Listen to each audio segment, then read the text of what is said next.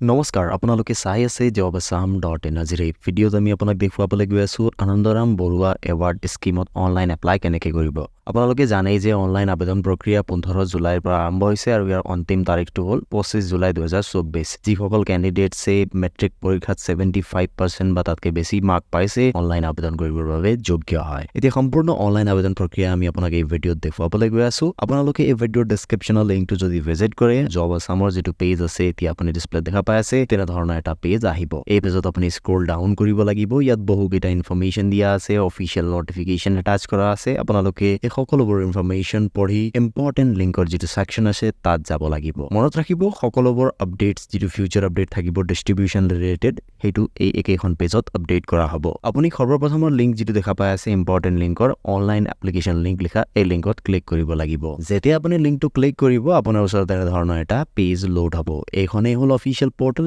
ইয়াতে আপোনালোকে আপোনালোকৰ পঞ্জীয়ন প্ৰক্ৰিয়া সম্পূৰ্ণ কৰিব লাগিব ইয়াত দেখা পাই আছে লগইন হিয়াৰ বুলি কোৱা আছে যেহেতু আমি ইয়াত একাউন্ট বনোৱা নাই সেইকাৰণে আমি এতিয়া লগইন কৰিব নোৱাৰো সৰ্বপ্ৰথমে আমি ক্লিক কৰিব লাগিব ৰেজিষ্টাৰ হিয়াৰ লিখা এই যিখন টেক্সট আছে ইয়াত যেতিয়া আমি ৰেজিষ্টাৰ হিয়াৰ লিখা টেক্সটত ক্লিক কৰিম আমাৰ ওচৰত ৰেজিষ্ট্ৰেচন পেজ এটা ওপেন হ'ব ইয়াত দেখা পাই আছে কেইটামান ইনফৰমেশন আমি এন্টাৰ কৰিব লাগিব ষ্টুডেন্ট ৰোল নাম্বাৰ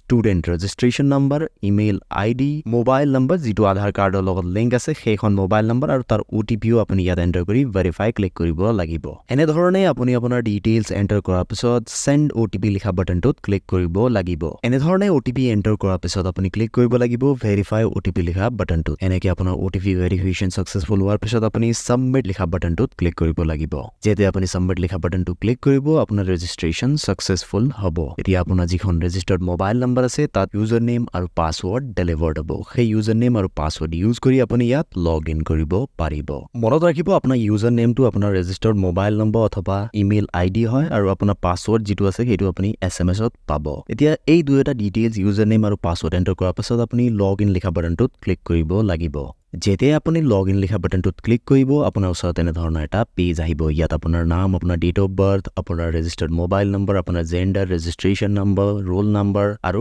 নাম্বাৰ আহিব এতিয়া আপুনি বাওপিনে দেখা পাই আছে ষ্টুডেন্ট এপ্লিকেশন ফৰ্ম এইখন ফৰ্মত আপুনি ক্লিক কৰিব লাগিব যেতিয়া আপুনি তাত ক্লিক কৰিব আপোনাৰ বেসিক ডিটেইলছ যেটো আছে সেবাৰ লগত সেই ডিটেইলছ সমূহ লৈ পেজ লোড হ'ব ইয়াত কোনো ধৰণৰ ইনফৰমেশন আপুনি এন্টাৰ কৰিব নালাগে আপোনাৰ পাৰ্সোনেল ইনফৰমেশন আহিব আপুনি যেটো অল্টাৰনেটিভ নাম্বাৰৰ এটা সেকশন পাব সেই সেকশনত আপুনি আপোনাৰ এটা অল্টাৰনেটিভ মোবাইল নাম্বাৰ এন্টাৰ কৰিব অল্টাৰনেটিভ নাম্বাৰ এন্টাৰ কৰাৰ পিছত আপুনি ইমেইল এড্ৰেছ অটোমেটিক্যালি আহি যাব আপোনাৰ প্ৰেজেন্ট ক্লাছ ষ্টেটাছত ইয়াত আপুনি ক্লাছ এন চুজ কৰি ল'ব তাৰ পিছত আপুনি যদি কোনো ধৰণৰ নেম চেঞ্জ কৰা নাই বা ডেট অফ বাৰ্থ চেঞ্জ কৰা নাই তেন্তে এই নান অপচনটোত ক্লিক কৰি দিব তাৰ পিছত ইয়াত আপুনি দেখা পাই আছে do you have Aadhaar card number বুলি কোৱা আছে যদি আপোনাৰ আধাৰ কাৰ্ড আছে তেন্তে ইয়েস ক্লিক কৰি দিব যদি নাই তেন্তে নো ক্লিক কৰি দিও ইয়েস ক্লিক কৰিলে আপুনি ইয়াত আধাৰ কাৰ্ডৰ নম্বৰটো এন্টাৰ কৰিব লাগিব এনে ধৰণে আধাৰ কাৰ্ডৰ নম্বৰটো এন্টাৰ কৰাৰ পিছত আপুনি আপোনাৰ পেৰেন্টছৰ কন্টাক্ট নম্বৰ দি দিব তাৰ পিছত আপোনালোকে দেখা পাই আছে পেৰেন্টাল ইনকাম বুলি আহি আছে আপুনি এনুৱেল ইনকাম কিমান আছে আপোনাৰ ইয়াত এন্টাৰ কৰি দিব তাৰ পিছত আপুনি অলপ স্ক্ৰল ডাউন কৰিলে দেখা পাব ক্যান্ডিডেটস কমিউনিকেশন এড্ৰেছ ইয়াত আপোনাৰ যিসমূহ এড্ৰেছ থাকিব সেইসমূহ address pin code state district এইসমূহ সিলেক্ট কৰি দি আপোনাৰ পাৰ্মানেন্ট এড্ৰেছৰ ওপৰৰ এড্ৰেছৰ লগত সেম হয় তেন্তে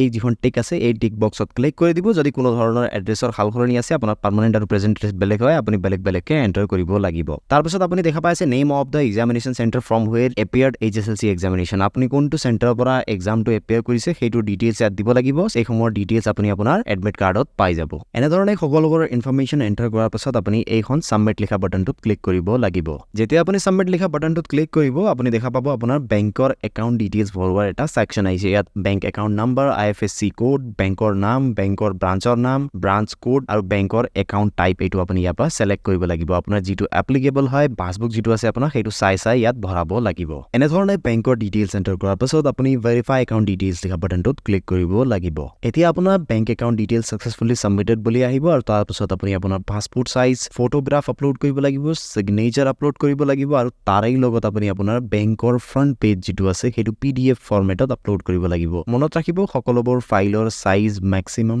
250 KB হ'ব লাগিব এনে ধৰণে আপুনি আপোনাৰ বেংকৰ first page photograph signature select কৰাৰ পিছত এই সাবমিট লিখা বাটনটোত ক্লিক কৰিব লাগিব যেতিয়া আপুনি সাবমিট লিখা বাটনটোত ক্লিক কৰিব আপোনাৰ ডকুমেন্টছসমূহ আপলোড হৈ যাব তাৰ পিছত আপুনি এই যিখন টিক মাৰ্ক আছে এইখন টিক মাৰ্ক ক্লিক কৰি এই যিখন এপ্লিকেশন আছে ইয়াত ফাইনাল সাবমিট কৰিব পাৰে মনত ৰাখিব এবাৰ সাবমিট হোৱাৰ পিছত কোনো ধৰণৰ এডিট সম্ভৱ নহয় সেইবাবে এবাৰ আপুনি আপোনাৰ এপ্লিকেশনটো ভালকে এই সময় স্টেপছত গৈ চেক কৰি সাবমিট কৰিব আমি আমাৰ সকলোবোৰ ইনফৰমেশন ভালকে চেক কৰিছো এতিয়া এই যিখন সাবমিট লিখা বাটন আছে এইখনত ক্লিক কৰি দিম ইয়াত ক্লিক কৰাৰ লগে লগে আমাৰ এপ্লিকেশনটো সাকসেসফুলি সাবমিট হ'ব এপ্লিকেশন সাবমিট হোৱাৰ পিছত আপুনি দেখা পাব ইন প্ৰগ্ৰেছ আমাৰ এপ্লিকেশনটো সাবমিট হৈছে এতিয়া প্ৰগ্ৰেছত আছে তাৰ পিছত ৰিভিউ হ'ব তাৰ পিছত এপ্লিকেশনটো সাকসেসফুলি কমপ্লিট হ'ব আৰু আমাৰ এৱাৰ্ড যিসমূহ এমাউন্ট আছে এৱাৰ্ডৰ সেইটো আমাৰ বেংক একাউন্টত ক্ৰেডিট হ'ব মনত ৰাখিব ইয়াত যদি কোনো ধৰণৰ ভুল ইনফৰমেশন আপুনি এন্টাৰ কৰে আপোনাৰ এপ্লিকেশনটো ৰিজেক্ট হোৱাৰ চান্স থাকে সেইকাৰণে আপোনালোকে আপোনালোকৰ ডিটেইলছটো ষ্টেপ বাই ষ্টেপ ভালকে চেক কৰিহে এন্টাৰ কৰিব